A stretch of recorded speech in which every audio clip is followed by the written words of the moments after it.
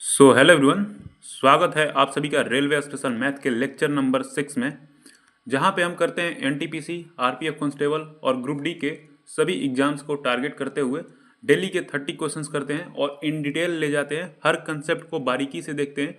और ये जो चीज़ें हैं ना, आप करेंगे तो आपके मैथ को स्कोर जो है काफ़ी बूस्ट करेगा। और ये क्लास सभी के लिए है, बच्चे बूढ़े नौजवान जो भी है देख सकते हैं। और जो भी स्टक हो रहे हैं अपने मॉक में, तो यहाँ से आपको बेनिफिट जरूर मिलने वाला है, क्योंकि यहाँ पे जो है हम 1 घंटे के क्लास में आपके सामने जितने भी यहाँ पे देख रहे हैं ना टॉपिक, सभी टॉपिक से हम गुजरते हैं और अच्छे क्वालिटी क्वेश्चन के साथ हम सभी क्वेश्चन को करते चलते हैं। तो यहाँ पे चलिए देख सकते हैं कि ये हमारा टेलीग्राम है और ये हमारा इंस्टाग्राम है। दोनों का यूजर आईडी सेम है। आप देख सकते हैं कि अगर आपको जेन्युइन डाउट कोई है तो भेज सकते हैं, नहीं तो कोई दिक्कत नहीं है ना।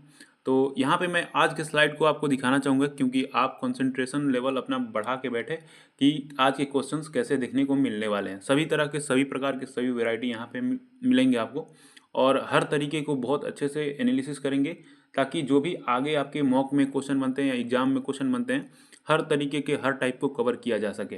तो देख सकते हैं कि मैंने हर चीज़ों को लिया है, या अर्थमेटिक हो या एडवांस हो। चलिए चलते हैं यहाँ पे।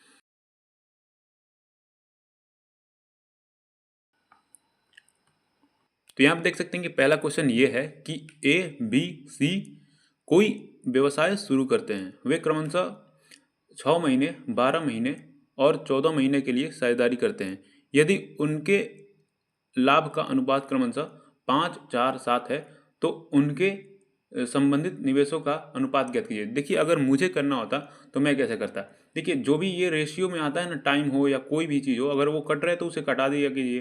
जैसे कि ये 2 से कट रहा है तो 3 दूनी के 6 और 6 दूनी के 12, 7 दूनी के 14। मैंने ऐसे किया। और मैं क्या करता, देखता कि भाई प्रॉफिट दे रखा है और टाइम दे रखा है, तो और मुझे इन्वेस्टमेंट निकालना है, तो मैं देखता कि भाई यहाँ पे प्रॉफिट है, तो मैं प्रॉफिट वाले को एकदम झट से ऊपर रखता और जो टाइम है उसको नीचे रखता। तो देख सकते हैं कि 4/6 और 7/, आपको यहाँ पे 7, और यहाँ पे 2 दूनी के 4, 3 दूनी, जितना कटता है आपको कटा देना है। यहाँ पे 1 ही आया। अब आपको क्या करना है कि आपको जो है एलसीएम ले लेना है नीचे का। तो एलसीएम क्या आएगा आपका, 3 ही आएगा। अगर 3 एलसीएम आता है तो देख सकते हैं कि 3 से 5/3 को गुणा करेंगे तो आपको जो है यहाँ पे आपको 5 निकल के आएगा, यहाँ पे 2 निकल के आएगा, और यहाँ पे जो है आपको 3 निकल के आएगा। तो यहाँ पे आपको देख सकते हैं कि यही रेशियो है, 5, 2, 3। ये आपका आंसर हो जाएगा। तो बेसिकली मैं ये बोल रहा हूँ कि अगर आपने नहीं देखा है प्रीवियस क्लास तो बिल्कुल देख के आइए, क्योंकि ये एक सीरीज जो है एक कंटिन्यूटी है, मतलब हर चीज़ों को रिलेट करते चल रहे हैं। तो मैंने बताया था कि अगर आपको पार्टनरशिप का क्वेश्चन दे देना, तो आपको क्या करना है कि बस एक ही फॉर्मूले को याद रखना है, जो कि होता है प्रॉफिट बराबर इन्वेस्टमेंट इन्वेस्टमेंट इनटू टाइम। बस इसे ध्यान में रखना है। देखिए, अगर आपको कभी भी प्रॉफिट की रेशियो दे दे आपको क्वेश्चन में, और आपको इनमें से कोई भी एक दे दे, जैसे कि अभी हमें जो है टाइम दे दिया था, तो टाइम को हम नीचे रखेंगे और प्रॉफिट को जो है ऊपर रखेंगे। आप ऐसे याद कर सकते हैं कि भाई प्रॉफिट जो होता है ना, मतलब वो सबसे ऊपर है। भाई प्रॉफिट जो चीज़ें होती है ना, वो सबसे ऊपर रहती है। पैसा जो है सबसे ऊपर रहता है। तो ऐसे आप याद कर सकते हैं। अगर आपको इन्वेस्टमेंट दे दे तो भी इन्वेस्टमेंट नीचे रहेगा और प्रॉफिट जो है ऊपर रहेगा। तो आपको ऐसे डील कर लेना है। आप समझ रहे होंगे कि मैं क्या बताना चाहता हूँ। तो चलिए यहाँ पे चलते हैं। तो यहाँ पे देख सकते हैं कि जो प्रीवियस वीडियो था उसमें ये क्वेश्चन स्किप हो गया था, तो इसी को फिर से हम लेके आए हैं कि कितने समय मेरू जो है 4400 ब्याज की 8% वार्षिक दर पे इतना हो जाएंगे, और जबकि यह चक्रवृद्धि ब्याज अर्धवार्षिक संयोजित होता है। तो ये देखिए, ये इसका प्रिंसिपल है, इनिशियल वैल्यू है, और ये जो है फाइनली इतना बन जा रहा है। तो आपको बस इतना सा लिखना है यहाँ पे। ऐसा क्वेश्चन है तो फाइनल बटा में इनिशियल, और यहाँ पे क्या करना है कि 1+r/100 का n। इससे आपको कंफ्यूज नहीं होना है, मैं इसको अभी बता दिया है। तो इससे आपको बिल्कुल भी कंफ्यूज नहीं होना है, क्योंकि मैं अभी इसको एक्सप्लेन करूँगा और इसका आपका काम खत्म हो जाएगा ना। तो यहाँ पे फाइनल वैल्यू क्या है आपका, फाइनल वैल्यू आपका 4575 है। तो यहाँ पे आपको लिख लेना है 4576 है ना, यहाँ पे आपको लिख लेना है। और यहाँ पे 4400 है इनिशियल वैल्यू। इनिशियल वैल्यू ये है। तो यहाँ पे क्या करना है कि आपका जो ये रेट दे रखा है और बोल रहा है कि अर्धवार्षिक है, तो अर्धवार्षिक में क्या करते हैं हम रेट को 2 से भाग दे देते हैं, तो 4% बचता है। तो ये CI का है, तो 4% का क्या होता है 1/25 होता है, तो ये जो है इसमें जाएगा, यानी 26, 25 से 26 हो रहा है ना। तो हम यहाँ पे क्या करते हैं कि 26 से 25। तो देखिए आपको इससे कोई मतलब है नहीं, देखिए आपको मतलब इन सभी चीज़ों से चिढ़ है कि भाई फार्मूला मुझे नहीं चाहिए, वो नहीं चाहिए, तो आप इसको भूल जाइए। आपको जो भी रेट देता है ना, तो आप उसको ऐसे ही लिख लिया कीजिए, इसको लिखना ज़रूरी नहीं है।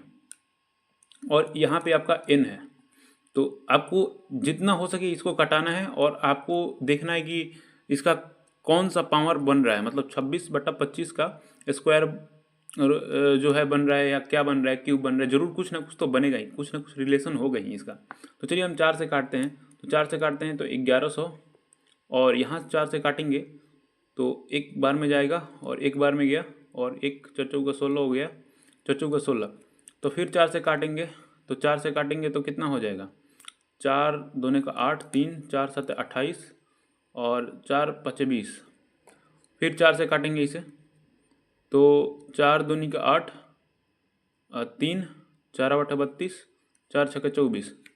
तो देख सकते हैं कि 6 दू 8, 8 यानी 11 से कट रहा है, 5 5 दू 7, 7 ये भी 11 से कट रहा है, तो 11 दूनी का 22, और 11 दूनी का 22, और 6 हो गया, 11 छक्के 66, और ये 25 से कट जाएगा।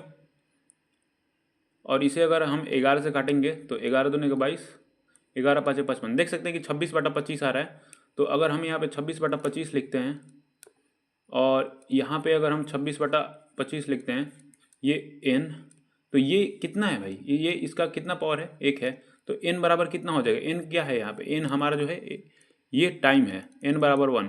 तो n बराबर 1 साल मत मार के भाग जाइएगा आप, क्योंकि यहाँ पे है अर्धवार्षिक, गलत हो जाएगा आपका।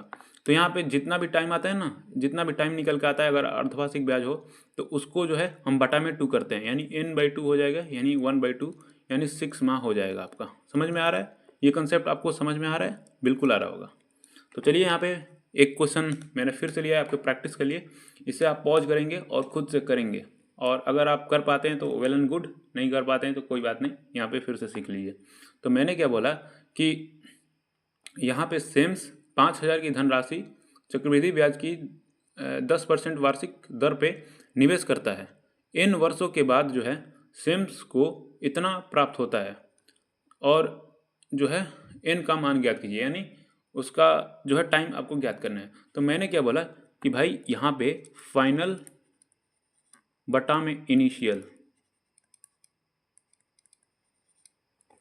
और यहाँ पे आपको क्या करना है कि अब आपको वो नहीं लिखना है कि 1 + r/100 ऐसे लिख रहे हैं, बिल्कुल नहीं लिखना है। आपको यहाँ पे 10% दिख रहा है, तो 10 से कितना हो जाता है, 11 हो जाता है, 10 11/10, फाइनल कितना वैल्यू बनेगा। देख सकते हैं कि ये जो है आपको इस पर ब्याज प्राप्त हो रहा है, मतलब CI है। तो CI अगर प्राप्त हो रहा है तो क्या हम इसमें जोड़ देंगे CI को, तो क्या हमें फाइनल वैल्यू प्राप्त हो जाएगा, मतलब मिश्र धन अमाउंट हमें मिल जाएगा, बिल्कुल मिल जाएगा। तो 5,000 में अगर हम 1655 को जोड़ते हैं तो कितना हो जाएगा, 5 5 6 6, यानी 6655 आ जाएगा आपका फाइनल वैल्यू, और ये जो इनिशियल वैल्यू है आपका जो है 5,000 आ जाएगा। और यहाँ पे n रहता है, आपको पता है 11/10 n। अगर हम 5 से काटते हैं तो 5 से 1,000 में कट जाएगा, और ये 5 से 1, और यहाँ पे 1 बचेगा, 5 3 15, फिर 1 बचेगा 3, फिर एक बार में चला जाएगा। क्या आपको पता है, क्यूब आपको जो है 30 तक पता होना चाहिए। तो ये जो है 11 का क्यूब है, और ये जो है 10 का क्यूब है। तो यहाँ पे अगर हम इसे लिखते हैं तो ये 10, क्या हम ऐसे लिख सकते हैं, जी बिल्कुल लिख सकते हैं, 11/10, और ये n है, तो n का वैल्यू कितना हो गया, n का वैल्यू आपको जो है n का वैल्यू 3 हो गया। तो आपका जो है यही आंसर हो जाएगा 3 वर्ष, क्योंकि यहाँ पे आपको कोई अर्धवार्षिक वगैरह का जो है जिक्र नहीं किया है। आई होप आप इस तरह के क्वेश्चन आप कर पाएंगे एक लाइन में। मैं समझा रहा हूँ इसलिए इतना जो है आपको लग रहा होगा कि हाँ भाई इतना स्टेप्स हैं, बिल्कुल नहीं है, आप कट कर सकते हैं स्टेप्स को। तो यहाँ पे चलिए देखते हैं कि A की आयु जो है B की आयु से दोगुनी है, B की आयु C की आयु के 1/3 के बराबर है, A B C का आयु का योगफल जो है 42 है। तो A और B के आयु का योगफल आपको ज्ञात करना है। तो यहाँ पे अगर हम बात करें, ए है, बी है और सी है, तो यहाँ पे क्या बोल रहा है कि ए की आयु जो है बी की आयु की दोगुनी है, ओके, और बी की आयु सी की आयु के 1/3 के बराबर। अगर मान के चलते हैं सी की आयु 9 थी, तो इसका 1/3 कितना हो जाएगा, ये 3 हो जाएगा। और यहाँ पे बोल रहा है कि ए की आयु बी की आयु की दोगुनी है, यानी इसकी दोगुनी है, यानी ये 6 हो जाएगा। तो अगर हम बात करें तो यहाँ पे काट भी सकते हैं, काट सकते हैं, 3 दूनी के 6 और 1 3 3 का 9। तो अगर हम सिंप्लीफाई कर लिए वैल्यू को, तो यहाँ पे देख सकते हैं कि बोल रहा है कि ए बी सी की आयु का योगफल जो है 42 है। अगर हम यहाँ पे 2 1 3 3 6 6 हो रहा है, और यहाँ पे 42 बोल रहा है भाई, और क्या बोल रहा है, ए और बी के आयु का योगफल, यानी 6 7 42 है, और क्या बोल रहा है, ए और बी का ना, तो 2 1 3 3 का कितना हो जाएगा, सिंपल सी बात है, इधर जो है 2 से भाग हो रहा है तो इधर भी 2 से भाग हो जाएगा, 21 वर्ष आपका आंसर हो जाएगा। तो यहाँ पे देख सकते हैं कि डीआई का क्वेश्चन है, सभी कॉलेजों में कुल मिलाकर पंजीकृत और उत्तीर्ण छात्रों का अनुपात कितना है। तो आपको बेसिक सा क्वेश्चन है कि आपको दोनों को जोड़ के और इसका अनुपात निकाल देना। पंजीकरण वाला जो है देख सकते हैं कि ये बोल्ड वाला लाइन है, ये वाला लाइन है, और ये उत्तीर्ण वाला ये जो है थिन लाइन है। तो यहाँ पे जोड़ते हैं कि क्या होता है, 8 2 10 2 12 12 8 20, तो ये 20 हो गया, और 4 3 7 4 11 15 3 18 तो 20 200 हो गया। और इसे अब हम जोड़े, 5 8 5 13 2 15, अब 15 5 20 हो गया, 5 4 9 4 13 5 18 4 22 2 24 हो गया, ये कट गया, 10 और 12 हो गया। 10 12 किसका आ रहा है, और 5 भी कर सकते हैं, 6 भी कर सकते हैं, 5 6 किसका आ रहा है, तो 6 5 आ रहा है ना। तो क्या बोल रखा है कि पंजीकृत और उत्तीर्ण, तो पंजीकृत तो यही है ना, पंजीकृत तो ये वाला है, और हमने तो यही निकाला ना, कहीं गलती तो नहीं कर दी हमने, बिल्कुल नहीं किया, आई थिंक यही होना चाहिए। तो यहाँ पे बोल रहा है कि 7 मीटर त्रिज्या और 20 मीटर ऊंचाई वाली एक बेलनाकार टंकी में भरे पानी की मात्रा ज्ञात कीजिए। यह ज्ञात है कि जो टंकी है पूर्ण रूप से भरी हुई है। देखिए ये बेसिकली बोल रहा है कि बेलनाकार टंकी है, उसका जितना आयतन होगा उतना ही तो वो टंकी भरेगी, तो इसका आयतन निकालने को बोल रहा है। तो क्या हम अपना फंडा लगा लें, क्या हम मल्टीपल चेक कर लें, जिसमें पाई आता है हम लोग मल्टीपल चेक करते हैं, और 11 का मल्टीपल के लिए हम जो देखते हैं अल्टरनेट डिजिट का जो है उसका अंतर 0 और 11 होना चाहिए। यहाँ पे 0 है और यहाँ पे 8 3 11, बिल्कुल ये होल्ड कर रहा है। यहाँ पे 11 मिल रहा है आपको, 2 5 4 9 यहाँ पे नहीं मिल रहा है, 5 1 6 3 2 5 यहाँ पे भी नहीं मिल रहा है, 1 5 1 ये यहाँ पे भी नहीं मिल रहा है। तो ये आपका आंसर हो जाएगा। बाकी हम चलिए चलते हैं, देख लेते हैं कि कैसे हम इसे बनाएं। तो बेलन का जो भी सभी चीज़ें थे, मैंने प्रीवियस वीडियो में जो है सभी चीज़ें रिवाइज करा दी थी, फिर से रिवाइज करा देता हूँ कि बेलन का जो है आपका वक्र पृष्ठीय क्षेत्रफल जो होता है 2 पाई r h होता है। बेलन का संपूर्ण पृष्ठीय क्षेत्रफल 2 पाई r प्लस h होता है, और जो बेलन का आयतन जो होता है पाई r स्क्वायर h होता है। तो मैंने यहाँ पे लिखा नहीं क्योंकि टाइम जो है ज़्यादा किल हो जाएगा। तो पाई r स्क्वायर h में निकालना है, तो 22/7, r कितना दे रखा है 7 × 7, और h कितना दे रखा है 20 दे रखा है। तो 7 7 कट गया, 22 7 154 होता है, और 20 4 दूनी का 8, 5 दूनी 10, और 2 1 3 यहाँ पे 0। साधारण ब्याज पर निवेशित एक निश्चित धनराशि 2 वर्ष में 1250 और 5 वर्ष में 2000 हो जाती है। वार्षिक ब्याज दर ज्ञात कीजिए। देखिए ऐसा क्वेश्चन आए तो आपको ये अप्रोच रखना है कि ज़्यादा पेन नहीं चलाना है ना। आपको देखना है कि यहाँ पे 2 वर्ष दे रखा है, यहाँ पे 5 वर्ष दे रखा है, और ये ऐसा ही है। तो ये 3 सालों में इतना हो रहा है, कितना बढ़ रहा है, रुपया कितना बढ़ रहा है, आपको देख रहे हैं कि 1250 से 2000 हो रहा है, यानी 750 बढ़ रहा है। 750 बढ़ रहा है कितने सालों में, 3 सालों में। तो 1 साल का आपका ऐसा ही कितना हो जाएगा, 250 हो जाएगा। आपको क्या चाहिए, आपको दर चाहिए, तो इसके लिए आपको प्रिंसिपल चाहिए होगा। तो प्रिंसिपल कैसे आपको मिलेगा, देख रहे हैं कि 2 साल का ब्याज इसमें जुड़ रहा है तो 1250 बन रहा है। अगर हम ये 2 साल का ब्याज अगर घटा दें, पीछे चले जाएं, मतलब तो जो पैसा हमारे पास होगा एक्चुअल में वो ही बचेगा हमारे पास, वो उसमें से 2 साल का ब्याज हट जाएगा। तो 1 साल का ब्याज 250 है, तो 2 साल का ब्याज कितना हो जाएगा, 500 हो जाएगा। 2 साल का ब्याज 500 हो जाएगा, तो 1250 में से हम 500 घटा देंगे, 500 घटा देंगे प्रिंसिपल के लिए ना, तो प्रिंसिपल आपका कितना हो जाएगा, 250 जाएगा तो 1000, 250 फिर चला जाएगा 750, यानी 750 आपका प्रिंसिपल हो जाएगा। अब आपको जो SI बराबर PRT है उसके पे फार्मूला बैठा देना है। SI आपका 250 है, P कितना है, 750 है, R नहीं पता है आपको, T जो है 1 साल का ही ब्याज है, देख सकते हैं कि 1 साल का ही ब्याज हमने 250 लिया है, और 100 हो गया यहाँ पे, 0 से 0 काट देंगे। और अगर हम बात करें तो 25 तिहाई 75 हो जाएगा, और उधर जाएगा 1 0 यहाँ पे है, तो 100/3, और यहाँ पे R हो जाएगा। तो आपको पता है कि क्या होता है, 33.33 होता है % R बराबर, तो यही हो जाएगा। डायरेक्ट वैल्यू याद रखा कीजिए कि क्या होता है। तो दो संख्याओं का योग 36 है, एक संख्या का 5 गुना दूसरी संख्या के 4 गुने के बराबर है, दोनों संख्याओं में से बड़ी कौन है। देखिए जब भी ऐसा क्वेश्चन आता है ना, तो आप बनाने मत लगिए। देखिए यहाँ पे बोल रहा है कि पहली संख्या का 5 गुना, यहाँ पे पहले 1 और 2 लिख दीजिए। तो वो जिसका बोल रहा है 5 गुना, जैसे पहली संख्या का 5 गुना बोल रहा है, तो ये पहली संख्या के पास 5 गुना लिखा है, तो ये दूसरी संख्या के पास लिखा जाएगा। दूसरी संख्या के 4 गुना के बराबर लिखा है, ये पहली संख्या के पास लिखा जाएगा। अब बोल रहा है कि दोनों का योग जो है आपको 36 दे रखा है, लेकिन यहाँ पे तो 9 दे रखा है, तो 9 का वैल्यू कितना है, 36 है। कितना गुना है, 4 गुना है। तो क्या पूछ रखा है, बड़ी संख्या पूछ रखा है, तो बड़ी संख्या जो है आपका 20 हो जाएगा, ये आपका आंसर हो जाएगा। बाकी आप करते रहिएगा बेसिक से कैसा करना होता। एक संख्या जो है, एक संख्या मान के चले ये 1 है, 1 का 5 गुना है, और ये जो है बराबर है दूसरे के 4 गुने के बराबर।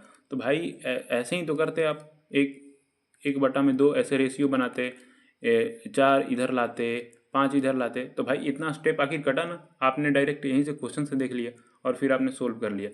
तो चलिए यहाँ पे आपको जो है बहुत स्टेप कटिंग करनी होगी, तभी आपके पास टाइम बचेगा एग्जाम में।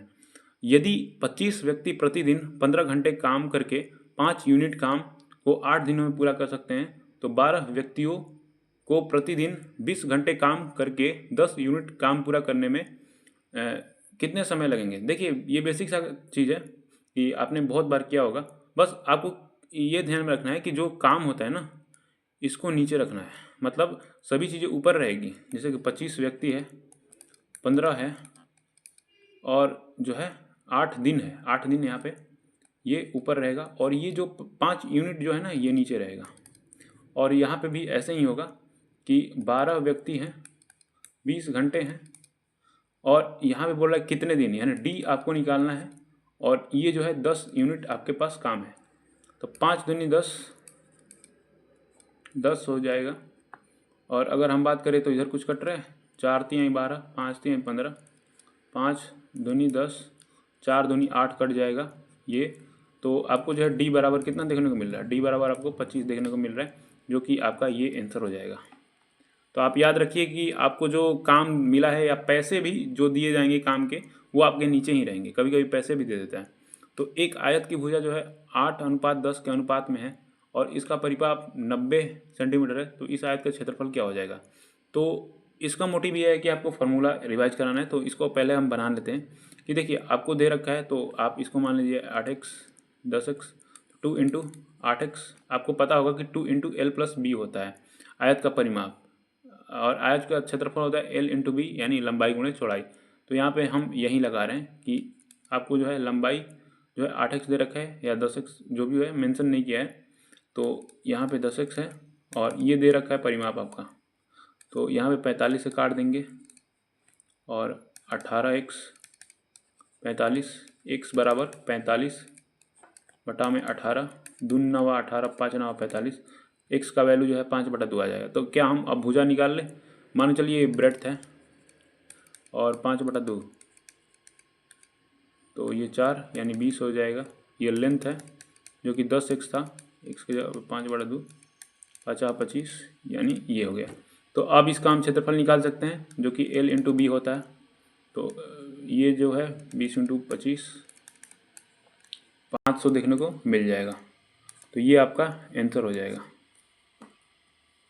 तो यहाँ पे देख सकते हैं कि हमने जो है धीरे धीरे जितने भी प्रॉपर्टी बनती है, हमने रोम्बस जो है कर लिया था, समचतुर्भुज कर लिया था, वर्ग कर लिया, और भी समांतर चतुर्भुज भी कर लिया है। तो अब आयत की बारी है, आयत को करते हैं। अगर आप पिछले वीडियो को नहीं फॉलो कर रहे हैं तो भाई आप क्या कर रहे हैं, जाके देखिए, उनमें बहुत भर भर के नॉलेज है। तो यहाँ पे चलिए हम बात कर लेते हैं आयत के बारे में कि एक प्रकार का चतुर्भुज जिसकी विपरीत भुजाएं एक दूसरे के बराबर और समांतर होती है और चारों शीर्ष जो है 90 डिग्री के बराबर होते हैं।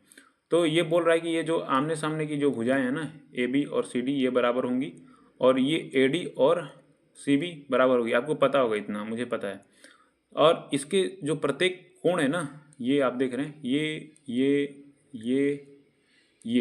ये जो है आपके 90 डिग्री के बराबर होंगे।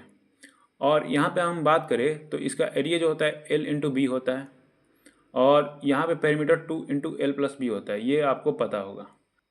तो जो विकर्ण जो होते हैं ना, शीर्ष कोण को समद्विभाजित नहीं करता है। जैसे कि आपको वर्ग में देखने को मिला होगा कि वो जो है आपको शीर्ष कोण को भी बाइसेक्ट करता है, लेकिन ये नहीं कर रहा है। देख रहे हैं कि यहाँ पे थीटा बन रहे हैं, यहाँ पे अल्फा बन रहा है, तो ये जो है बराबर नहीं करता है, लेकिन हाँ 90 डिग्री सब पे बनता है। तो अगर हम बात करें कि इसका विकर्ण अगर पूछ ले तो L square plus B square हो जाएगा और ए बी सी सर्वंगसम होता है, C D A B C सर्वंगसम होगा। ये जो आप देख रहे हैं ये वाला ए बी सी सर्वांगसम होगा सी डी ए। देखिए ये इसलिए जानना जरूरी है ना कि ये आपको थ्योरी के रूप में कभी कभी पूछ लेता है। तो ये आप याद रखेंगे कि ये जो बड़ा वाला त्रिभुज है ये इसके बराबर है और बाकी ए ओ बराबर ओ सी, जैसे कि ये समद्विभाजित कर रहा है इसको। और बाकी आप देख सकते हैं कि कुछ ज़्यादा इम्पोर्टेंट है नहीं, आप बस ये याद रख लेंगे कि डी ओ सी सर्वांगसम है। डी ओ सी किधर है, डी ओ सी ये वाला है और ये इसके जो है सर्वांगसम है बी ओ ए के, और ये वाला इसके। तो बाकी और तो कुछ है नहीं। चलिए चलते हैं यहाँ पे। पिछले वर्ष एक स्कूल में 610 लड़के थे। इस वर्ष संख्या में 20% की कमी आई। यदि इस वर्ष स्कूल में लड़कियों की संख्या लड़कों की कुल संख्या का 175% है तो स्कूल में कितनी लड़कियां हैं। देखिए बेसिक सा है कि भाई 20% की कमी आई ना लड़कों में 20% की कमी, यानी 1/5 होता है 20 का, यानी 5 थे 4 हो गए। पहले कितने थे, रेशियो में तो 5 थे, लेकिन यहाँ पे एक्चुअल वैल्यू कितना दे रखा है 610, यानी कितने गुना है ये, एक 5 दूनी के 10, 5 दूनी के 10 इतना है। तो ये भी इतना गुना होगा ना भाई, इतना गुना होगा। 4 दूनी का 8, 4 दूनी का 8, 488 है। अब ये बोल रहा है ना कि यदि इस वर्ष मतलब जब कमी होगी लड़कों में, तो अब बोल रहा है कि कमी होगी तो अब लड़कियां जो हैं 175% है। तो बस बेसिक सा है कि 4 25 चौका 4 और 7 और 4 1 2 2, 7 दूनी के 14, 4 किस पे आ रहा है, इस पे आ रहा है, मार के भागिए। 7 दूनी के 14, 7 दूनी 14 15, 7 1 8। तो बेसिक सा क्वेश्चन था। यदि ब्याज वार्षिक रूप से संयोजित होता है तो चक्रवृद्धि ब्याज की एक निश्चित दर पर कोई धनराशि 12 वर्षों में स्वयं की दोगुनी हो जाती है। तो यह कितने वर्षों में स्वयं की 8 गुनी हो जाएगी। देखिए मैंने यहाँ पे देखा दोगुनी हो रही है और यहाँ पे 2 का क्यूब हो जाएगी और हमने किया 12 से और 3 से गुणा, यानी बढ़ती हैं 36। आपको ऐसे ही करना। बाकी हम कंसेप्ट यहाँ पे समझा रहे हैं कि देखिए आपको यहाँ पे लिख लेना है कि टाइम लिखना है और यहाँ पे गुना लिखना है। तो यहाँ पे बोल रहा है कि 12 वर्षों में कितनी हो रही है, स्वयं की 2 गुनी हो रही है। तो कितने वर्षों में वह 8 गुनी हो जाएगी, यानी 8 गुनी। तो 8 किसकी है भाई, इसका ही तो क्यूब है। तो आपको बस इसी से गुणा कर देना है, इसके जो पावर है इसमें।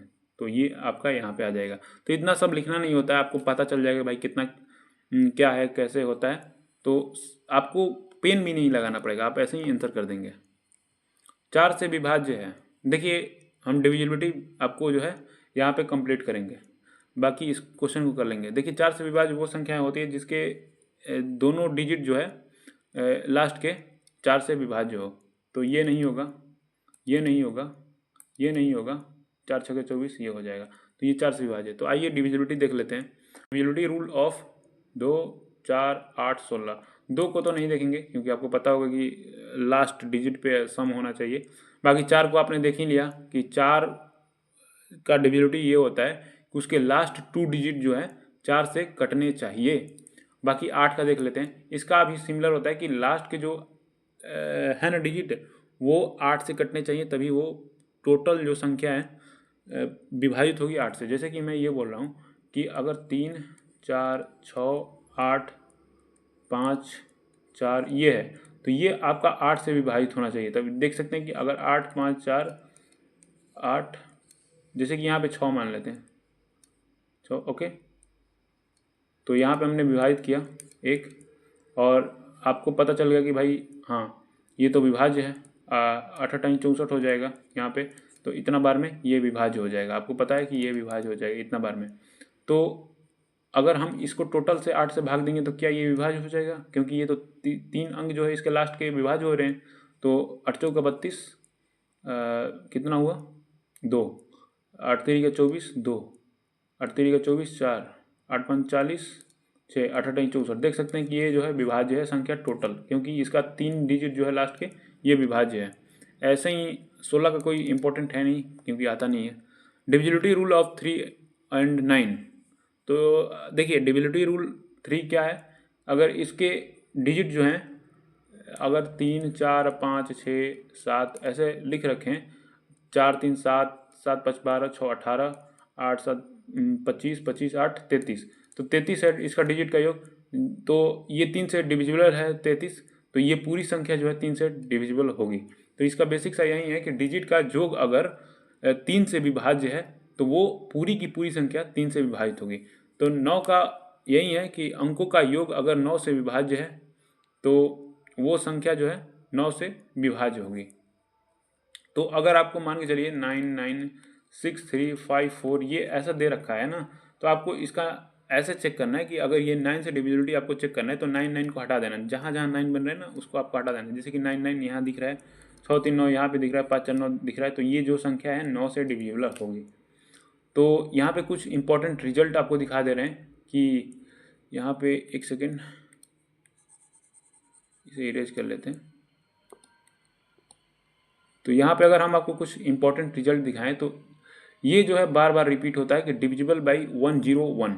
इसका मतलब ये है कि अगर आप ऐसा संख्या देखते हैं जो कि रिपीट हो रही है 2 बार, है ना, जैसे कि 3 2 3 2, तो ये 101 से डिविजिबल होगी। जैसे कि ए बी, जैसे कि ये ए है, ये बी है, फिर ए है, बी है, तो ये जो है 101 से डिविजिबल होगी। तो यहाँ पे आप देख सकते हैं। और 101 से अगर कोई भी 2 डिजिट है उससे गुणा करेंगे, जैसे कि हम यहाँ पे कर रहे हैं, जैसे कि 25 ही मान लीजिए, तो देख सकते हैं कि यहाँ पे क्या इसका रिजल्ट बनेगा, 5 हो जाएगा और 2 हो जाएगा और फिर से 25 हो जाएगा। तो देख सकते हैं कि 2 5 ही बना आपको देखने को मिल रहा है यहाँ पे। तो जो है संख्या इससे डिविजिबल होगी। और ये भी आप याद रख सकते हैं कि ये जो गुणा करते हैं 7 11 13 से, तो ये जो आपका मिलता है। तो आई होप आपको समझ में आया होगा। इसको जो है आप नोट किया कीजिए, जो भी मैं एक्स्ट्रा डिटेल बताता हूँ। तो यहाँ पे बोल रहा है कि किसी विशेष परीक्षा में एक कक्षा के विद्यार्थियों के औसत अंक जो है 80 है। ओके, यदि 5 विद्यार्थियों को जिनकी उस परीक्षा में औसत अंक 40 है को हटा दिया जाता है, तो शेष विद्यार्थी के औसत अंक 90 होंगे। तो परीक्षा लिखने वाले विद्यार्थियों की संख्या क्या है? देखिए यहाँ पे आपको बेसिक से ही अप्रोच करना पड़ेगा कि यहाँ पे बोल रहा है कि भाई कुछ जो छात्र हैं, हमें नहीं पता है कितने छात्र हैं, हमें एक पता है कि एक छात्र हैं, तो उनका जो है औसत अंक जो है 80 रहा होगा। तो एक छात्रों का औसत अंक टोटल योग कितना हो जाएगा? 80 100 हो जाएगा। अब बोल रहा है कि जो 5 विद्यार्थी हैं ना जिनका औसत अंक 40 है, हटा दिया जाता है। यानी कितना कितना हटाया जाता है? 5 गुणे 40 यानी 200 अंक उसको हटा दिया जाता है। 200 अंक हटा दिया जाता है और क्या होता है कि जो शेष विद्यार्थियों का औसत अंक जो है 90 हो जाता है। शेष कितना, मतलब 5 हटाया गया है। पहले कितने थे? x थे, 5 हटा दिया गया, x में से 5 हटा दिए हमने। तो अब क्या हो रहा है? अब उसका जो योग होगा 90 करेंगे तो इनका जो है टोटल योग और इनका जो है टोटल योग बराबर हो जाएगा। तो चलिए हम करते हैं 80x - 200 90x - 450, और यहाँ पे 80 को उधर भेज देंगे, 450 को इधर भेजेंगे तो 250 हो जाएगा, और यहाँ पे ये हो जाएगा और x बराबर आपका 25 हो जाएगा, जो कि हमें निकालना था परीक्षा लिखने वाले विद्यार्थियों की संख्या, जो कि हमने x मानी थी, जो कि आपका यही है। तो यहाँ आप देख सकते हैं कि अलजेब्रा का बहुत ही अच्छा क्वेश्चन है। और चलिए हम करते हैं, और पहले हम इसका एग्जाम हॉल अप्रोच देख लेते हैं कि एग्जाम में हम इसे कैसे करेंगे। अगर ऐसा क्वेश्चन आपको आता है तो पहले आपको ऑप्शन को ऑब्जर्व करना है, क्योंकि हमें जीरो पहले बनाना है। एक जो जेड और वाई है, किसी एक को हम जीरो बनाएंगे, लेकिन हमें पहले ऑप्शन देखना है क्या सिमिलर तो नहीं मिल जा रहे हैं सभी ऑप्शन में। तो यहाँ पे देख सकते हैं कि 29y² 4z² है, और सिमिलर ऑप्शन तो नहीं है, लेकिन हाँ यहाँ पे देख सकते हैं कि ये माइनस में 4z² और ये 4z² प्लस में है। अगर हम बात करते हैं 19 का, तो यहाँ पे भी सिमिलर मिल रहा है कि 19 यहाँ पे एक बार माइनस 4z² के साथ है, यहाँ पे प्लस 4z² के साथ है। तो यहाँ पे हम क्या करेंगे कि पहले हम z को जीरो बनाते हैं। तो z को अगर हम जीरो बनाते हैं तो ये वाला कट जाएगा, ये वाला कट जाएगा, और ये भी ख़त्म हो जाएगा। तो यहाँ पे देख सकते हैं कि 25y² हो जाएगा, और यहाँ पे 4y² हो जाएगा। तो 29y² तो हमें मिल रहा है, 19 तो नहीं मिल रहा है, ये गया ये गया। अब इन्हीं दोनों में से कोई होगा। हमने क्या किया, जेड को जीरो किया। हम एक बार फिर से क्या करेंगे, अब की बार हम वाई को जीरो करेंगे, और देखते हैं कि जो जेड वाला टर्म है प्लस में आता है या माइनस में आता है, ये देखने वाला बात होगा। तो यहाँ पे हमने क्या किया कि अब की बार y को जीरो कर दिया, y को जीरो कर दिया, y को जीरो कर दिया, z एज इट इज रहेगा, यानी कि यहाँ पे 4z² हो जाएगा, यहाँ पे 25z² हो जाएगा, और यहाँ पे 25z² है जो कि कट जाएगा। देख सकते हैं कि ये 4z² जो है ना प्लस वाला आ रहा है, तो ये आपका हो जाएगा, ना कि ये नहीं होगा, ये कट जाएगा। और बाकी हम देख लेते हैं कि भाई बेसिक से कैसे करते हैं, बेसिक से भी आना चाहिए। और यहाँ पे चलिए इसे भी रहने देते हैं एनोटेशन में। तो आपको बेसिक से सोल्यूशन से जाना है तो आपको क्या करना पड़ेगा कि इसके स्क्वायर को खोलना पड़ेगा। तो यहाँ पे देख सकते हैं कि 4z² हो जाएगा, यहाँ पे 25y² हो जाएगा, और आपको पता है कि 2ab होता है, 2 दूनी के 4 पचे 20 माइनस 20z y। और अगर हम बात करें यहाँ पे तो 25z² प्लस 4y² माइनस नहीं होगा, प्लस होगा 20z y, और यहाँ पे 25z² है, तो यहाँ पे ये कट जाएगा। और अगर हम बात करें तो 25z² 25z² कट जाएगा, और यहाँ पे 25y², 4 स्क्वायर 29y² और 4z²। ये भी कोई उतना वो नहीं था, उलझन नहीं था इसमें भी हमने निकाल लिया अपना आंसर। तो चलिए चलते हैं नेक्स्ट के पास। ये देख सकते हैं कि आपको दे रखा है, बाकी क्वेश्चन क्या है पहले देख लेते हैं। देखिए क्वेश्चन ये है ना कि sine 54 degree plus cos 72 degree को 0 डिग्री और 45 डिग्री के बीच के कोणों के त्रिकोणमितीय अनुपात के रूप में व्यक्त कीजिए। तो यहाँ पे देखिए बोल रहा है कि 0 डिग्री से और 45 डिग्री के बीच होना चाहिए, लेकिन यहाँ पे देख रहे हैं कि 54 डिग्री है और 72 डिग्री है, जो कि 45 डिग्री के बाहर ही है। तो आपको पता होगा, और मैंने बताया भी था भाई, जब चाहे मैंने पहले क्लास में बताया हो या दूसरे क्लास में बताया हो, मैंने ये बोला था कि जब भी आपको चेंज करना हो तो साइन 90 माइनस ये 90 में से कितना घटाएंगे कि 54 आएगा, यहाँ पे 36 घटाएंगे, और यहाँ पे प्लस दे रखा है कॉस 90, और 72 कब आएगा, 90 में से घटाएंगे तो 18 आएगा। जब यहाँ पे देखिए फंक्शन तब चेंज होता है जब 90 का मल्टीपल हो, है ना, 90 का ऑड मल्टीपल हो, जैसे कि यहाँ पे 1 है और यहाँ पे 1 है। तो यहाँ पे देख सकते हैं कि आपका हो जाएगा कॉस 36 और साइन 18। तो यहाँ पे देख सकते हैं कि ये जो है आपका आंसर हो जाएगा। बाकी चलिए हम देखते हैं कुछ इंपॉर्टेंट पॉइंट। यहाँ पे ट्रिग्नोमेट्री रेशियो चेंज करना है तो आपको 90 के ऑड मल्टीपल पर चेंज होता है, जो फंक्शन चेंज होता है। मैंने अभी बताया कि 90 के ऑड मल्टीपल, वहाँ पे हमने 90 गुणे 1 जो कि छिपा हुआ था, ऑड ही था वो। और यहाँ पे जो 90 का इवन मल्टीपल है, जैसे कि 90 गुणे 2 रहता, वहाँ पे 90 गुणे 4 रहता, तो वहाँ पे जो है चेंज नहीं होता, जो साइन है साइन ही रहता। आपको मैं ये बताने की कोशिश कर रहा हूँ कि अगर यहाँ पे बोल रहा है कि 90 गुणे 2 प्लस आपको 24, तो आपको जो है कॉस नहीं बना देंगे, आपको जो है साइन 24 डिग्री ही रहेगा, हाँ समझ रहे हैं। बाकी यहाँ पे आपका जो है साइन बदल जाएगा जो कि माइनस, ये क्योंकि ये क्वाड्रेंट पे चलता है ना, तो ये आपको मैं नहीं बताऊंगा क्योंकि ये पहले एक्सप्लेन कर चुका हूँ, आप वीडियो को देख सकते हैं जाके। तो यहाँ पे अगर हम बात करें तो आपको सबसे पहले याद रखना चाहिए कि साइन जो है कॉस में चेंज होता है, टेन जो है कॉट में चेंज होता है, और सेक जो है कॉसेक में चेंज होता है। और बाकी यहाँ पे कुछ और इम्पॉर्टेंट रिजल्ट देख सकते हैं कि अगर आप को फंक्शन परफॉर्म करना है तो कैसे कैसे चीज़ें कर सकते हैं। बाकी यहाँ पे बेसिक सभी चीज़ें दे दी गई है, और बाकी तो मैंने एक्सप्लेन कर ही दिया। चलिए चलते हैं यहाँ पे नेक्स्ट क्वेश्चन के पास। यदि 1136 मीटर लंबी एक रेलगाड़ी किसी खंभे को 71 सेकंड में पार करती है तो रेलगाड़ी द्वारा 656 मीटर लंबे प्लेटफॉर्म को पार करने में लिया गया समय ज्ञात करें। तो यहाँ पे देख सकते हैं कि खंभे को पार कर रही है, यानी कि वो अपने ही लंबाई को पार कर रही है। तो स्पीड बराबर क्या हो जाएगा, दूरी बट्टा में 4। मैं ये सभी चीज़ें समझा चुका हूँ कॉन्सेप्ट, क्योंकि अगर बार बार रिपीट करेंगे तो लेंदी हो जाएगा। तो यहाँ पे देखिए अगर प्लेन वैल्यू दे रखा है ऑप्शन में, इसका मतलब कि आपका जो है डेसिमल में नहीं होगा। तो अगर आप 10 से गुणा करते हैं तो 71 में 710 होता है, और अगर 20 से करते हैं तो 14 के पास चला जाता है, यानी कि ऐसा होगा 10 और 20 के बीच में संख्या जो कि यूनिट डिजिट उसके 6 आ रहा है। तो 16 ही हमें दिख रहा है, तो 16 यहाँ पे आपका जो है मीटर प्रति सेकेंड हो जाएगा ना। और बाकी हम देख लेते हैं कि क्या पूछ रहा है। तो रेलगाड़ी द्वारा 656 मीटर लंबे प्लेटफॉर्म को पार करने में कितना समय लिया जाएगा। तो टाइम बराबर क्या होता है, समय बराबर में दूरी बट्टा में 4। दूरी कितना हो जाएगा, 656 तो प्लेटफॉर्म को आ जाएगा, और ये जो है 1136 जो कि ट्रेन की भी है, और कितना दे रखा है स्पीड 16।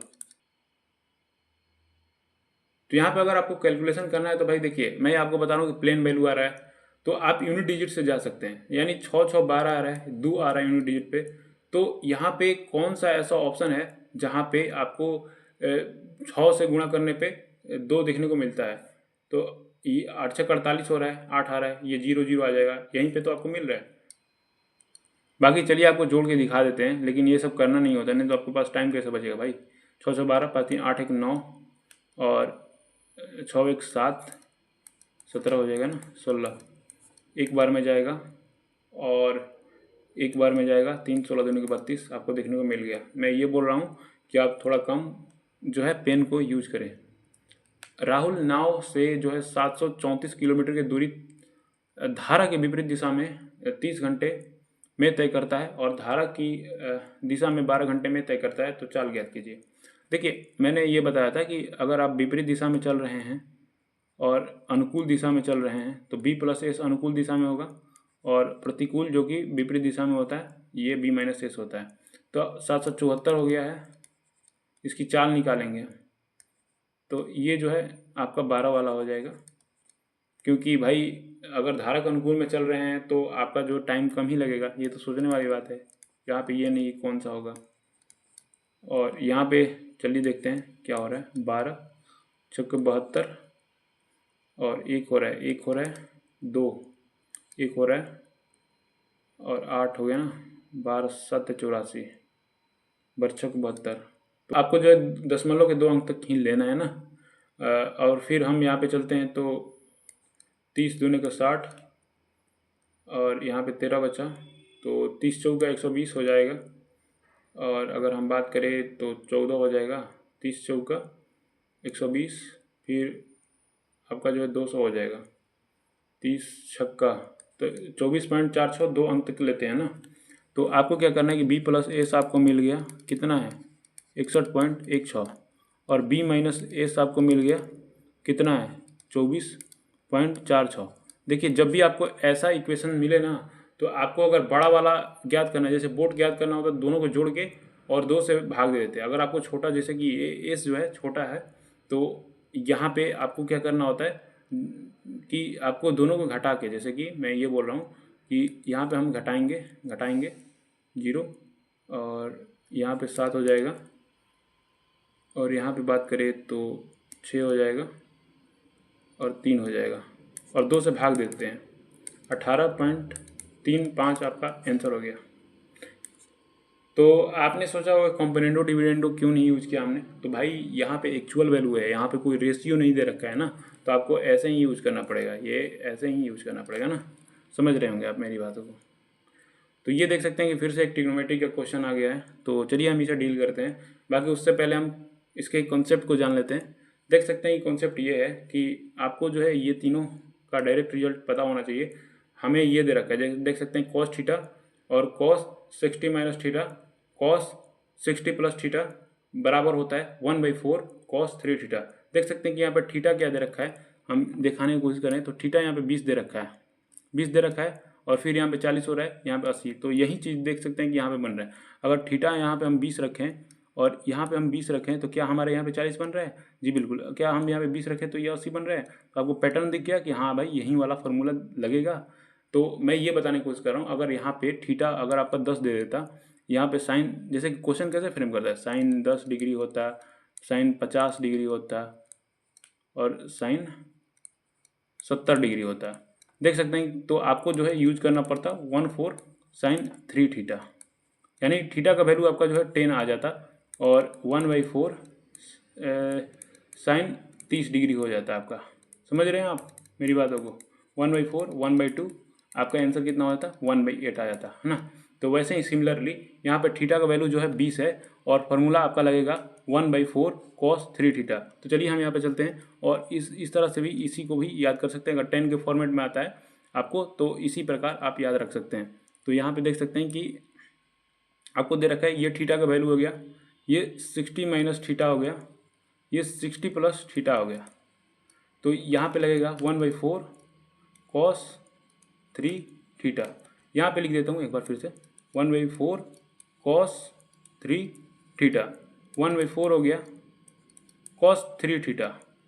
3 थीटा क्या हो जाएगा, यानी थीटा की जगह 20 है यानी 60 डिग्री हो जाएगा। 1/4 1/60 डिग्री, cos 60 डिग्री का मान क्या होता है? 1/2 होता है। ये सब आपको पता होना चाहिए। 1/8 हो जाएगा। तो ये आपका आंसर हो जाएगा। ये जो है आप डायरेक्ट रिजल्ट लिख लीजिए अपने कॉपी में। क्या बोल रहा है कि 3 अंकों की बड़ी से बड़ी संख्या और 4 अंकों की छोटी से छोटी संख्या का योग ज्ञात कीजिए जिनका महत्तम समापवर्तक 24 है। तो 3 अंकों की बड़ी से बड़ी संख्या क्या होती है? 999। और ये जो है 4 अंकों की सबसे छोटी संख्या क्या होती है? 1000। 1 2 3 4, 1 2 3 4 देख सकते हैं कि है। तो वो बोला कि जिनका महत्तम समापवर्तक जो है 24 है। तो ये संख्या 24 से कटनी चाहिए, ये संख्या 24 से कटनी चाहिए, तब हम इसको जोड़ देंगे।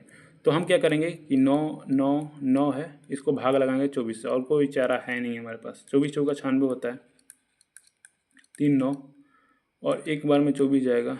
तो कितना बच रहा है भाई? 15 बच रहा है ना। तो ये जो 15 शेषफल बच रहा है, तो हम आगे तो जा नहीं सकते हैं। ये जो 15 शेषफल बच रहा है, अगर ये नहीं बचे यानी हम इसमें से घटा देते हैं, तो ये हमारा जो है इसका जो है 24 से डिविजिबल हो जाएगा। तो हम यहाँ से 15 घटाते हैं तो कितना बचता है? 984 बचेगा। और यहाँ पे अगर हम चलते हैं, इसे भी आपको 24 से डिविजिबल बनाना है, तो इसे आपको पीछे नहीं लाना है, आगे ही ले जाना है, क्योंकि ये जो है 4 अंकों की संख्या है। अगर पीछे लेके आएंगे तो ये जो है आपका जो है कम हो जाएगा। तो इसको हम 1000 को 24 से डिवाइड करेंगे, 24 चौका 96 और यहाँ पे 4 40 है ना। एक बार में जाएगा 24 16। तो अब हम क्या करेंगे? देखिए ये जो आप देख रहे हैं 16 और 24 का अंतर कितना है? 8 है। ये जो है 8 आप इसमें जोड़ दीजिए, ये जो है डिविजिबल बन जाएगा। तो ये अगर आप डिवाइड करेंगे तो अब ये 24 से डिवाइड हो जाएगा, ये भी 24 से डिवाइड हो जाएगा। अब आपको इसका योग पूछ रखा है तो आप इसको जोड़ दीजिए, 8 4 12। ये लेंदी नहीं है, बस आपको बताने में जो है टाइम जा रहा है। 9 है और 9 है, 1992 आपका ये आंसर हो जाएगा। एक सभाघर में 68 79 विद्यार्थी इस प्रकार बैठे हैं कि एक पंक्ति में उतने ही विद्यार्थी हैं। सभाघर में जितनी पंक्तियां हैं और सभाघर में कुल पंक्तियां हैं। देखिए आप एक मुझे बात बताइए, अगर आपको बोला जाए कि देखिए ये यहाँ पे एक पंक्ति है और इस पंक्ति में जो है 12 लड़के बैठे हुए हैं और ऐसे ऐसे 12 समूह है जिसमें कि हर समूह में 12 व्यक्ति बैठे हैं। तो कितने व्यक्ति बैठे हुए होंगे? तो आप क्या करेंगे, 12 गुणे 12 यानी 144 व्यक्ति बैठे हुए होंगे। तो बेसिक सा क्वेश्चन यहाँ पे यही बोल रहा है कि एक सभागार में इतने विद्यार्थी बैठे हुए हैं कि एक पंक्ति जो कि n पंक्ति है उतने ही विद्यार्थी बैठे हैं, यानी n पंक्ति मैंने माना तो n विद्यार्थी बैठे हुए हैं। तो सभागार में जितनी पंक्ति है, सभागार में कुल कितनी पंक्तियाँ है? तो हमने जैसे कि हमें पता था यहाँ पे वैल्यू कि भाई 12 हैं, तो हमें यहाँ पे n पता है, n पता है, n पंक्ति है, वैसे ही हमें n विद्यार्थी पता है, n पता है। और ये जो है आपका टोटल यहाँ पे वैल्यू दे रखा है विद्यार्थी का, यहाँ पे भी हमने टोटल निकाला, बस इससे रिलेट कीजिएगा। 6 8 8 9 है ना, तो हम क्या करेंगे, n स्क्वायर हो गया और 6 8 8 9, n इधर रूट में जाएगा, 6 8 8 9। तो देख सकते हैं कि अब आपको निकालना है, लेकिन आप थोड़ा सा स्मार्टली सोचेंगे तो हो जाएगा। देखिए अगर हम 8 के पास जाते हैं 80 के पास तो 8 8 64 हो रहा है, लेकिन ये तो 68 हो रहा है, तो ये तो होगा नहीं, ये तो ऐसे ही नहीं होगा। बाकी हम 83 और 87 देखेंगे, तो आप कोई एक का निकाल लीजिए। देखिए 87 का निकालते हैं हम लोग, अगर ये नहीं होता तो ये ऑटोमेटिकली हो जाएगा। तो आपको जो है, जो नियरेस्ट वैल्यू है ना 100 के पास, उसका हम स्क्वायर कैसे निकालते हैं, यहाँ पे आपको मैं बताना चाहूँगा कि स्क्वायर कैसे निकालते हैं जो नियरेस्ट वैल्यू होता है। तो देखिए 87 है ना, 87 का स्क्वायर आपको कैसे निकालेंगे, तो ये देखना है कि 100 से 87 कितना कम है, 13 कम है, तो आपको जो है 13 87 में घटा देना है, 13 87 में घटा देना है। कितना बच रहा है आपका, तो यहाँ पे आपको बचेगा 74 बचेगा ना, 74 बच रहा है। और आपका जो 13 का स्क्वायर कर देना है, और 169 जो है ना आपको इस प्रकार लिखना है कि 2 अंक ही केवल रहे, जैसे कि 169 है तो ये 69 यहाँ पे रहेगा, और ये एक जो है इसमें जुड़ जाएगा 7569, ये तो नहीं हो रहा है, तो ये वाला ऑप्शन आपका कट जाएगा। तो आपको 83 का फिर से स्क्वायर निकाल के बता देते, ये तो होगा ही होगा। तो 83 का अगर हम स्क्वायर देखेंगे तो हमें पता है कि भाई हमारा 100 बेस है, तो 100 से कितना कम हो रहा है, 83 जो है 17 कम हो रहा है। तो अगर 17 हमने घटाया तो कितना बचा, 6 बचा, और यहाँ पे 7 हो जाए, ये 6 बचा। तो अब 17 का स्क्वायर करेंगे, हम 17 का स्क्वायर करेंगे तो आपका जो है 289 आता है, तो 8 9 तो यहाँ पे लिखा जाएगा और 2 यहाँ पे लिखा जाएगा, 9 8 6 2 8 और 6, देख सकते हैं कि ये आपका आ गया कितना है, 83 का, और यही आपका आंसर हो जाएगा। आई होप आपको समझ में आया होगा। तो यहाँ आप देख सकते हैं कि काफ़ी अच्छा क्वेश्चन है अलजेब्रा का। तो अगर हम बात करें तो दे रखा है x³ + y³ बराबर 35, x + y बराबर 5, तो x का पावर 4 + y का पावर 4 का मान ज्ञात कीजिए। देखिए ऐसे क्वेश्चन में आपको क्या करना होता है कि यहाँ से आपको यहाँ पर जाना है पहले, तब आपको चीज़ें मिलेंगी, तब जाकर आप यहाँ पे पुट करेंगे। तो यहाँ पे आपको सबसे पहले कुछ फॉर्मूले याद होने चाहिए, मतलब एक ही याद होना चाहिए, बाकी हम यहाँ पर 2 लिखा देंगे, a³ + b³ + 3ab a + b, है ना। और यहाँ पे भी माइनस का लिख लीजिए, a - b के whole cube, a³ - b³ - 3ab a - b।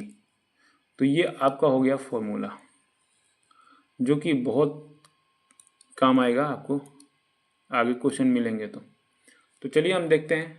x + y दे रखा है a + b के जगह पे, तो हम x + y के होल क्यूब अगर करेंगे तो देखेंगे कि आपको जो है मिलेगा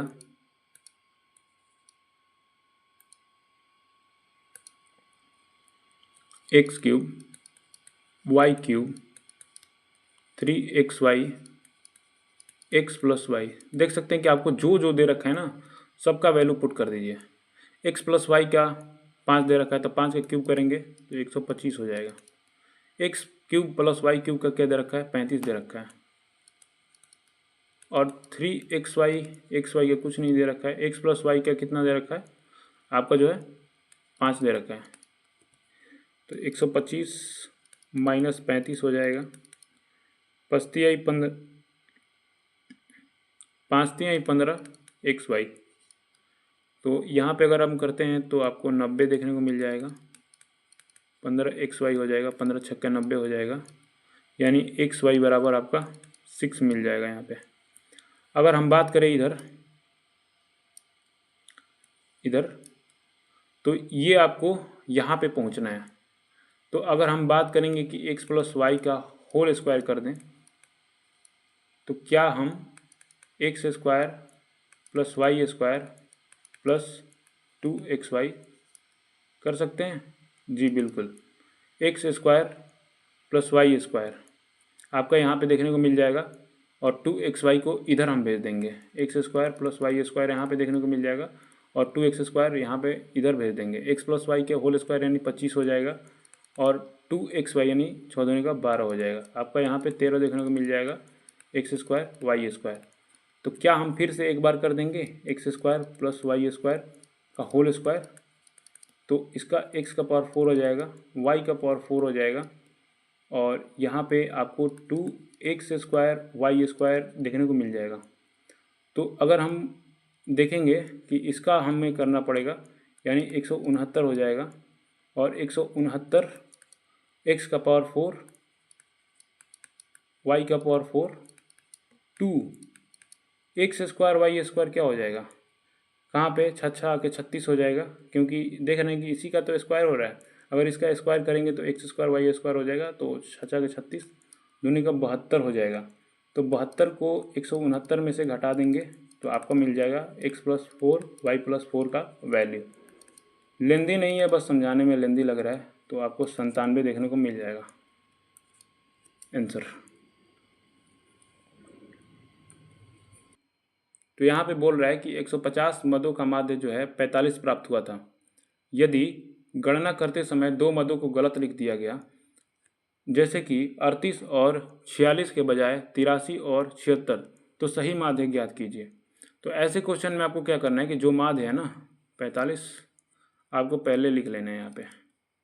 तो जो देखिए जो सही सही वाला है और गलत गलत वाला है एक साथ जोड़ना है आपको। जैसे कि 38 और 46 मतलब इतना पढ़ना चाहिए था, यानी इनका जो 38 और 46 का कितना हो जाएगा 814, 4 3 7 1 8 84 हो गया। और इनका 83 और 76 का 83 और 76 का 6 3 9 और 8 7 15 ये है। आप देख रहे हैं कि 38 और 46 के बजाय पढ़ा गया ये, तो कितना ज़्यादा गलत पढ़ लिया गया। अगर आप इनका डिफरेंस लेंगे तो 5 हो जाएगा और 7 हो जाएगा, यानी 75 आपको जो है क्या करना पड़ेगा, आपको घटाना पड़ेगा क्योंकि ये जो है ज़्यादा पढ़ लिया गया है। तो इसे सही करने के लिए हमें 75 इसमें से घटाना पड़ेगा, लेकिन 75 ये जो है 150 लोगों में बटेगा। और यहाँ पे देख सकते हैं 75 दूनी 150 होता है, ये एक ऊपर है 45 माइनस 0.5 यानी 44.5 हो जाएगा आपका आंसर। कोई धनराशि एक निश्चित चक्रवृद्धि ब्याज दर पे 2 वर्षों में बढ़ के इतना हो गया और 3 वर्षों में बढ़ के इतना हो गया, तो ब्याज की दर ज्ञात करें। देखिए जब भी ऐसा क्वेश्चन दे सीआई वाला, यहाँ पे 2 वर्ष है और यहाँ पे 3 वर्ष, मतलब इनसे मतलब नहीं है हमें। यहाँ पे चाहे 5 वर्ष हो या 6 वर्ष हो या 7 वर्ष हो, जैसे कि 5 वर्ष हो और यहाँ पे 6 वर्ष हो, बस हमें ये देखना है कि यहाँ का डिफरेंस जो है 1 होना चाहिए। जैसे कि यहाँ का 1 है वर्षों में डिफरेंस 1 का है, तो आपको इनके जो रुपए में है वो डिफरेंस देख लेना है कि कितना हो रहा है।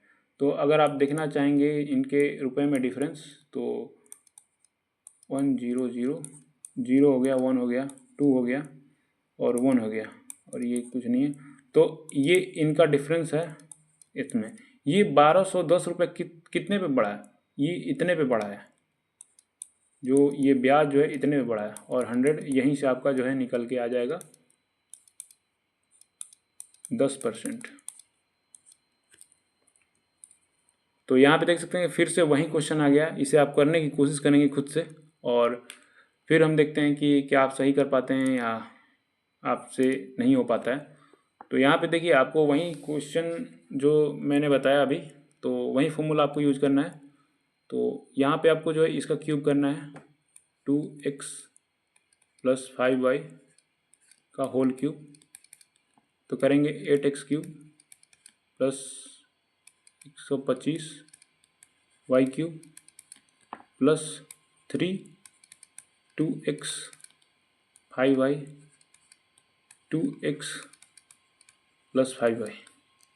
तो अगर आप इसका क्यूब करते हैं तो क्या होता है, इधर गया, ये 12 का क्यूब होता है 17 28 होता है, और यहाँ पे आप वैल्यू पुट करेंगे जो कि दिया ही नहीं है। तो यहाँ पे हम लिख लेते हैं कि इसका मान निकालना है, इसका मान निकालना है, ऐसे साइन बना लेते हैं। और 3 दूनी के 6 5 30 एक्स वाई का वैल्यू कितना दे रखा है, 2 दे रखा है। और अगर हम बात करें तो 2x + 5y का मान कितना दे रखा है, 12 दे रखा है, 12 हो जाएगा गुणा 4 24 24 थी 72, 720 इसमें से घट जाएगा, 1728 में से 720 घट जाएगा। और ये वाला जो है ना 8x³ 125 y³ आपका निकल जाएगा। 8 हो गया, 0 हो गया, और यहाँ पे 0 हो गया, 1 हो गया। तो आपका आंसर जो है ये हो जाएगा। तो यहाँ पे दे रखा है कि किसी परीक्षा में 55% अभ्यर्थी जो है अंग्रेजी में उत्तीर्ण होते हैं और 35% अभ्यर्थी जो है उत्तीर्ण होते हैं, 20% अभ्यर्थी दोनों विषयों में उत्तीर्ण होते हैं। यदि दोनों विषयों में उत्तीर्ण अभ्यर्थियों की संख्या जो है 1200 है तो परीक्षा देने वाले अभ्यर्थियों की कुल संख्या क्या। अगर मुझे करना होता तो मैं देखता कि दोनों में क्या हो रहा है भाई, दोनों में जो है 20% अभ्यर्थी उत्तीर्ण हो रहे हैं, तो मैं यहाँ पे 20% लिख लेता। और यहाँ पे देख रहे हैं कि परीक्षा में जो है 55%, तो 55% में से 20% घटाता कितना बच रहा है, 35%। और यहाँ पे क्या हो रहा है, 35% यहाँ पे, तो इसमें से 20% घटाता और तो यहाँ पे 15 बच रहा है। टोटल कितना उत्तीर्ण हो रहा है मैं जोड़ देता हूँ। तो यहाँ पे ये जोड़ेंगे तो 50 हो जाएगा, 70 हो जाएगा। 70% तो टोटल जो है पास हो रहे हैं, पास जो हो रहे हैं 70% हो रहे हैं। और पूछ क्या रखा है, अनुत्तीर्ण विद्यार्थियों की संख्या जो है 1200 दे रखा है। यानी फेल कितने हो रहे हैं, फेल जो हो रहे हैं ये 30% हो रहे हैं, और 30% का ही वैल्यू दे रखा है कि ये जो है आपका 1200 है। यानी ये जो है 40 गुना है ये, और 100% जो कि अपीयर हुए होंगे अभ्यर्थियों की संख्या, तो यहाँ पे आपको जो है 4000 देखने को मिल जाएगा अगर इसका 40 गुना करेंगे तो। लेकिन तो चलिए हम इसका डिटेल्ड कंसेप्ट को जान लें। तो आपको पहले ऐसे बना लेना है वेन डायग्राम, और यहाँ पे क्या बोल रहा है कि अंग्रेजी वाला जो है 55% है, ये इंग्लिश है। और यहाँ पे देख सकते हैं कि बोल रहा है कि 35% जो है गणित वाला है, 35% ये है गणित वाला, मैथ वाला ये, और जो 20% अभ्यर्थी है दोनों में, ये जो है दोनों वाला है। तो आपको सबसे पहले ना जो कॉमन है वहाँ से स्टार्ट करना है। जैसे कि 20% ये है तो 20, और इंग्लिश में कितने बचेंगे, जैसे कि 20% तो इसमें आ गए, पूरा टोटल 55% है, और 20% तो आगे बचे कितने अब यहाँ पे बचे 35 बचे। और यहाँ पे देख सकते हैं 35 टोटल है, लेकिन 20% तो आ गए, तो यहाँ पे बचे कितने 15। अब टोटल ये जो है ना, ये जो पास हो रहे हैं वो स्टूडेंट हैं, जो कि 70% हमने निकाला। लेकिन हमें जो दे रखा है ना वो फेल स्टूडेंट का दे रखा है, तो 30% फेल होंगे। तो वहीं हमने निकाला कि भाई 30% का वैल्यू 1200 है, तो 100% का वैल्यू कितना हो जाएगा, ये 40 गुना है, तो ये भी 40 गुना हो जाएगा, जो कि यहाँ पे आपको 4000 देखने को मिल जाएगा। तो और यहाँ पे जो है लेक्चर आज का ख़त्म होता है यहीं पे। आई होप आपने बहुत कुछ सीखा होगा इसमें। और अगर आपको ये वीडियो अच्छा लगा हो तो वीडियो को लाइक करें और कमेंट करें अगर आपको कोई डाउट होता है हो, और कोई ऐसे ही क्वेश्चंस हैं जो कि आप पूछना चाहते हैं वो भी आप कमेंट कर सकते हैं। तो चलिए मिलते हैं नेक्स्ट वीडियो में, तब तक के लिए बाय।